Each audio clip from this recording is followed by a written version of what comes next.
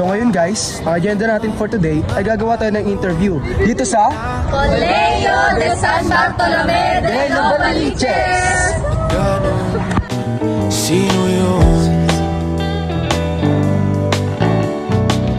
At ngayon kaliwa naging kanan nang biglang may napadaan. Nagising sa katotohanan, ikaw ang patutunguhan. Mahal, ikaw lang ang nakikita ng bulag kong paningin. Ikaw lang ang ilaw sa dilim. Diretso lang tingin sa hilaga, abot tanaw ang iyong hiwaga. Timog, silangan at kanluran, ikaw pa rin ang patutunguhan.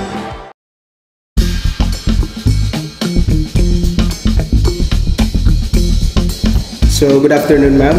Good afternoon. How's your feeling today? Good, but tomorrow, since tomorrow is bigayan namin ng grades, siyempre toxic ulit, saka stress. Ayun. Nakatrabaho yan. Yes. So before we start ma'am, can you introduce yourself? Hi, I am Roxanne Naduca, science teacher ng intermediate level. Yan. So talking about science ma'am, is the role of science teacher your top preference for your initial career choice? If yes ma'am, what inspired you to work in this field? Okay. Since actually I am not graduated in a science major, I am English major, but my first course, since I am double courses, my first course is a VS Bio, and I prepare, hopefully sana dati, na maging doktor. Nagkaroon ako ng baby, parang tawag nito, nabaling yung interest ko sa mga anak ko. So, doon yung pinag-connect ko rin naman, nung natapos ko si BS Bio, ayun, nag-aral ulit ako ng edu. Yeah, tungkol na po yun sa science. Sa English. English. Since BS Bio sa science, then kumuha ko ng English major ko. Ayan. So, ang layo, di ba? So, throughout your experience po as a science teacher, what stands out your most significant accomplishment or achievement that you take pride in? So, yung ma'am, yung experience mo na ano? Recently kasi, personal to lalabas ba? Recently kasi, actually, nagkaroon ako ng problem regarding sa grade ng bata. And she complained the grade that I gave kasi hindi kasi parang hindi daw ganun dapat ang nakuha niya. So actually stress ako doon. Yun yung nakuha ko. Tag nito, achievement siguro sa akin yung natapos ko yung mga, kung ano yung tanong niya sa akin, na ibalik ko naman ng maayos. Ayun, kasi ang dami niya, kasi iba kasi, pagdating kasi sa school, hindi nakikita ng magulang kung ano yung performance ng anak niya dito sa loob ng school kaysa sa labas or sa bahay, sa loob ng bahay nila. So magkaiba yun. So, napakita niyo po achievement ko yun kasi kahit papaano naging okay yung tawag nito, yung result. Yung wala pong sama ng loob pa rin. Wala na. Hopefully sa kanya wala. Oo. Baka sinusumpa. Oo, baka mamaya tawag nito, mamaya tambangan na niya ako dyan. Okay. So, and now ma'am, for the next question, in this modern society, how do you keep up with technological advancement and new trends in your teaching po? Okay. Yung sa advanced technology natin, yung gumagamit na tayo ng mga, dati kasi since nagkaroon tayo ng pandemic, yung online class, dati nawala dito sa Pilipinas. So, natutunan natin gumamit ng mga Google Meet, mga MS Teams, ayan yung mga ganyan. So, actually, inaral din talaga namin kasi lahat naman tayo, we are not familiar sa paggamit ng mga... mahirap. Oo, kasi lalo na yung mga PowerPoint, tas nagkaroon pa ng tawag dun sa paggawa ng Canva, mga ganyan. Dati wala pang mga ganyan-ganyan, PowerPoint lang, tapos ngayon meron ng mga pa-Canva. Ayun. Sobrang hirap talaga. Oo, so advanced din naman yung mga ganun kasi mas naiengganyo yung mga learners containers na nakikita, dapat may picture, ganyan, colorful na mga... So, nalalaman nila na nakakasabay kayo. Yes. Oh. So, as a science teacher po, can you share your perspective naman po sa current state of solid waste? Ito po, usapan sa basura naman. Solid waste management in the Philippines po, particularly relation sa environmental science education.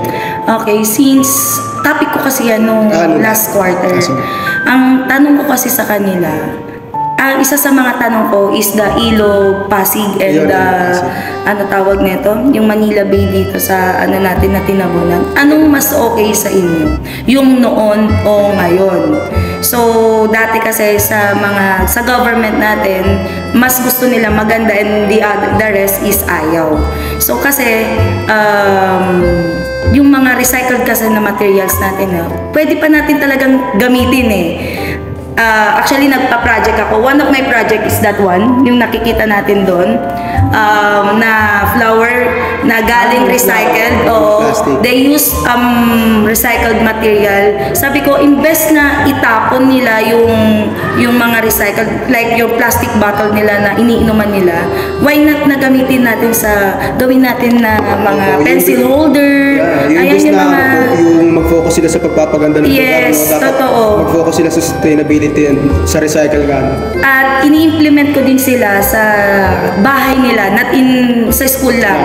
Na hanggat maaari, sabi ko, meron kayong 3 basurano. Sige, sabi na natin, kahit 2 lang. Sabi ko, yung nabubulok at saka hindi nabubulok. Tapos sabi natin, kung hindi kaya ng mami natin, kung kaya ninyo, kayo na magsabi sa parent ninyo.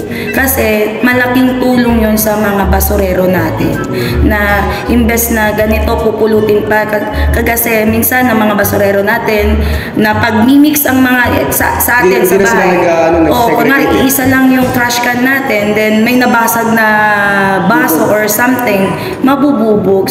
Sabi ko, tulong na lang din natin sa mga basurero natin. Environment lang matulungan mo. Yes, tama. So, connection po sa previous question, how do you integrate the topic of solid waste management into your science curriculum? Are there any specific technologies or tools you utilize to engage students in learning about this issue? Siguro sa innovation, yung pagbabago na dapat gawin natin is sa technology kasi mahirap eh. Dapat magsimula tayo sa sarili natin. Hindi kasi pwede iasa natin lahat sa technology. Dapat alam natin sa sarili natin na ito ay dito, ito ay doon. Yun yung yung kaya ng technology, dapat kaya mo po muna. Yes. Pwede na, kung hindi talaga kaya, sabi ko nga sa magnetism, i-attach ko na si magnetism. Bakit in-invent si magnet? Dahil sa Amerika, yung sa basura nila, hindi na nila nadidistinguish yung mga metal and not metal. Nakahalo sa mga... nakahalo. So, they use that one. Siguro tulong yun sa kanila. Sa atin naman, pwede, since hindi tayo ganun naka-advance sa mga technology, unlike sa States, sa Amerika, sa US. So, sa atin kasi mano-mano eh. Pinupulot ng mga basurero natin so, mano-mano sila? Mano-mano natin ginagawa. Sometimes, tawag nito, tayo pa yung ito yung mga plastic, ito yung mga ganito, di ba? Oo. So, dapat mag-start sa sarili natin yun. Huwag natin iasa lahat sa technology kasi paano tayo kapag lahat technology na? Diba? Ang daming mawawalan din ng trabaho. Yes. So, ayun ma'am, tungo na tayo sa last question. In your opinion naman ito ma'am, yung own opinion niyo po. What are some innovative technological solutions that could help improve solid waste management practices in the country? Yung gaya nga ng magnet. So, isip po kayo na ibang bagay na pwedeng katulad ng po. Siguro, gumawa tayo ng machine, na pag linagay mo na yung lahat, sige, kasi hindi natin kahit halo-halo. Nakahalo na. kaya niyang paghiwa-hiwalayin yung mga Alam ko meron na nabubulungan. ganyan sa Japan eh. Pero Meron na? Meron na po yata. Pero Oh, hindi yun. pa siya na-i-implement sa ibang bansa or Ayun. share eh. Sana may ganun din o kaya tawag neto. Kahit yung mga kasi syempre minsan ng basura natin, inahaluan natin sila ng mga kanin. Ayun yan. Yun yung Mga mga panis na mga kung kaya din segregate din sana may ganun. So, that's it, ma'am. Thank you for your cooperation. Marami kaming natutunan. Ayan. So, maaari po kayo magpakilala ulit para sa... Ayan, so thank you so much. By the way, again, I am Miss Roxanne Haduka. Thank you! Bye! Yun lang, ma'am. Share na natin. Okay. Sana hindi kayo nainitan.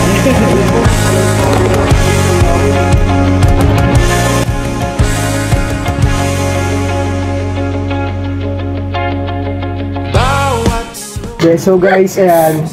About sa interview natin for today, ano yung mga natutunan nyo?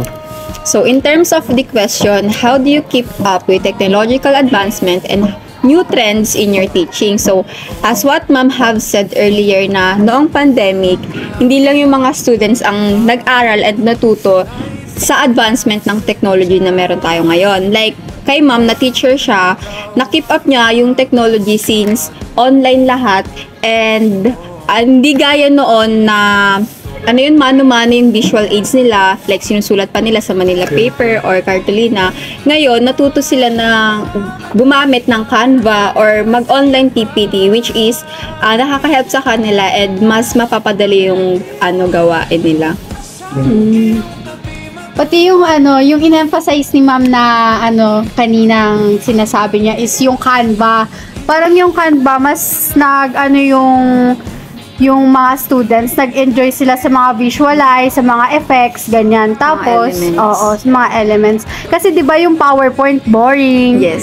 Parang yun yung Simple lumang lang. yun yung mga lumang ginagamit natin sa PowerPoint. Ngayon, yung Canva, parang mas naka-help. Maraming So basically, para sa sarili ni ma'am, hindi lang siya yung natuto. Yes. Hindi lang siya yung nag-benefit, pati rin yung mismong society, mga estudyante niya. Though nahirapan sila kasi nga hindi yung generation nila noon is hindi Walang ganon. sanay sa Lumaki mga- sila or naaral nila yung talagang Oo. visual aids talaga na sulat.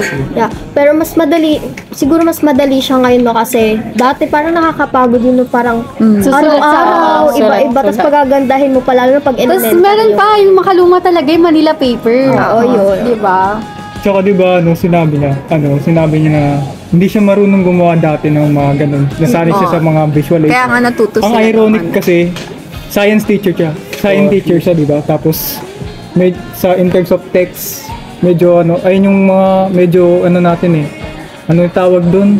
Yung parang ina-assume natin na kapag science teacher ka, Magaling magaling ka magaling. dun, diba? Oo, Sa technology. Tapos nagulat ako na, hindi siya marunong. Ayun. Parang lang din siya, na-adapt niya lang Oo, yung na-adapt niya lang natin. din Kasi yung about naman sa sunod natin na tinanong, yung about sa waste management. Ano yung Hindi, yung how do you keep up with technology advancement na new trend? Tapos naman Yun nga yun. Ayun na yung sinagot Yun yung natin. pinag-usapan natin.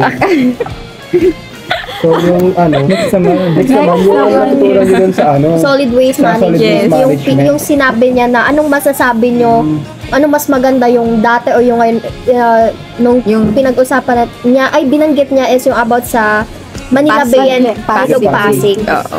Yeah. What's your So thought? hindi niya yun sinagot, di ba? Pero nagbigay siya ng example dun. Parang tinanong niya yung students niya na kung saan ba dapat mag-focus. Sa pagpapaganda ba ng Ilog Pasig or sa Manila Bay or gumawa yung mga like neto, plastic bottles, di ba? Yun pina-project ni ma'am na gumawa nito, pwedeng lagay ng ballpen or like pan-display sa bahay. Ganun Yung mga ano, flowers yes. na naka-display sa room. Yeah, kumbaga nasabi rin niya doon na yung about sa bakit magpo-focus ka sa short term na pagpapaganda when Kesa sa sustainability. kung pwede ka mag-focus sa long term, may long term effect. Yeah, kasi yung solid waste is yung mismong mga tao tayo na mismo yung gagalaw para mapaayos natin yung kapaligiran natin. So, yung pagpapaayos ng Pasig River, tsaka Panandalian ng lang. Manila Bay, syempre yun parang ngayon, tinanggal okay nila siya. yung kalat, hindi natuto yung mga tao. In the long term, magkaano pa rin, magkakalat Babalik pa pa rin. rin. Babalik. Gagastos sila sa bagay na wala panandali ang ganda lang. So parang walang resilient doon kasi pag i-recover, babalik din ulit yung problema nila. Nagsasayang lang sila ng pera. Ang panahon. Yeah. Ayun. So, next naman, yung Yung etong, So, how do you integrate the topic of solid waste management into your science curriculum? Are there any specific technologies or tools you Ayun. utilize to engage students in learning about this Pinag-usapan issue? natin yung about sa magnet. Kanina Ayun. tutunan niya doon. Oo, Yung magnet. yung sa magnet, di ba sa US yun, Oo, sa sabi US niya, yun. parang pinaghihiwalay nung magnet yung plastic and metals. Tapos dito sa atin, since hindi pa nga tayo advanced sa technology, wala pa tayo nun. Parang ang naisip ni ma'am na Hindi, meron tayo nun. Kulang lang tayo sa Yun yung naisip implementation. niya yung yung machine, di ba? Oo. Na Parang kahit andyan na yun lahat, kaya niyang Kaya i-segregate hiwalay. lahat. Parang kung hindi kaya ng tao, yung machine na yung gagawa nun para sa pero Gusto niya sinabi rin. niya, Sabi niya na Sa next na tanong natin. dapat tayo mismo, huwag Sarili natin natin. iasa sa Sa technology. Oo, sa dapat sarili mismo sa natin. sarili natin. Kaya muna natin Magsimula gawin. sa atin magsimula. Kaya muna natin gawin Kasi bago diba parang, natin iasa sa technology. Pabor siya sa innovation, pero mas gusto niya na tayo mismo. Kasi anuhin natin yung technology kung tayo mismong mga tao. Wala tayong disiplina. Parang sayang din sa budget kung magtutuon tayo sa pag-innovate. Lagi iaasa na Oo, lang. dapat mas maganda rin ngayon kasi sa grade 6, 'di ba, yung tinuturuan ni Ma'am. Habang bata, tinuturuan niya na paano mag-recycle, paano So yun yung tinatawag ng sustainability. paano gumamit ng ganun. Yun. So, next question. Next question yung, in your opinion, what are some innovative technological solution that could help improve Ayun na nga, solid waste management Ayun na nga, practices yung sinabi ni in Ma'am, the yung sa job, Sinabi yung niya sinabi na. ko. Yeah, pero meron siyang opinion na gusto niyang magawa. Pero feeling ko, meron nang nagawa nun, pero nasa ibang bansa pa lang siya, maybe Japan. Yun yung nagsisegregate. Yeah, Yun nasi-segregate. nga, kasi Kunwari, isahan na nalagay ng wala nang solid waste management, yung recycle, reuse, ganyan. Parang isahan na doon na mismo yung machine na yung magse-segregate nung parang meron pa siyang isang naisip, yung kasi tayo, di ba, ang hilig natin magtapon na yung kahit yung may kanin pa yung basura natin, itatapon na natin siya. Yung naisip niya is tatanggalin yung basura, yung laman ng basura, parang lilinisin, tas itatapon i-segregate yung basura sa kanin or panis Sa Korea, na may ganun na. Ganun, di ba? Oh. Ayun. Pero since nga sa atin dito sa atin, wala pang ganun. Parang yun yung gusto niyang I-innovate. i-implement. Pero kaya naman talaga yun ng bansa natin. Kung may budget. Hindi lang na bibigyan ng focus. Mas pinafocus Mas nila talaga yung ibang bagay pagpapaganda kasi. sa mga short term na mga lang. Parang yun nga. Pero at the same time din kasi 'di ba yung parang may sinabi din si Ma'am na parang negative siya sa robots kasi if may robots parang yun na yung wala Paano na tayo? magiging Paano na wala na tayo? magiging Wala na use kikilos. yung tao kasi may Robot marami ay daw gagalaw. mawawala ng Mawawala tayo ng trabaho. roles. Oo. Yung mga Kasi basurero, robot na lahat. wala na So, sila daw trabaho. Ang ending parang tamad na tayong lahat kasi may robot na gumagawa ng mga Yeah, yun para nga sa yung atin. sinasabi niyang aral na huwag tayong umasa sa technology. Sarili muna Dapat natin, magsimula magsisimula. sa atin. Overall, ano yung natutunan nyo? Natutunan yun. Na like i-balance or may limitations pa rin dapat talaga yung Paggamit ng technologies. or pag-i-invent ng mas high-tech pa na technologies. Ayun, overall, yung sinabi niya na, di ba, since ang topic natin ang course natin is STS. Whereas yung STS kasi parang kapag tumagal, yun, about mag-aano na tayo sa technology. Yun, kagaya na sabi ni Ma'am na, huwag tayong umasa lang sa technology. Dapat sa atin mismo talaga magsimula yung So, para sa akin naman, kasi di ba, aspiring entrepreneur tayo, magkakaroon tayo ng mga business. Yung So, sa mag-innovate. business natin, mag-i-innovate tayo. Tayo rin mismo gagawa ng technologies.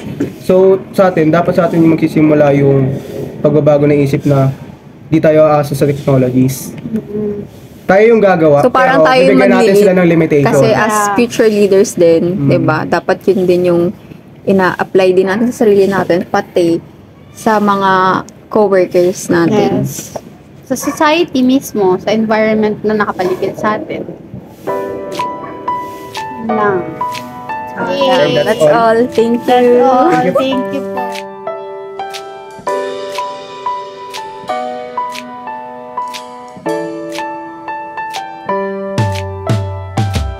Pataas na naman mga alon na nununod sa aking ilusyon.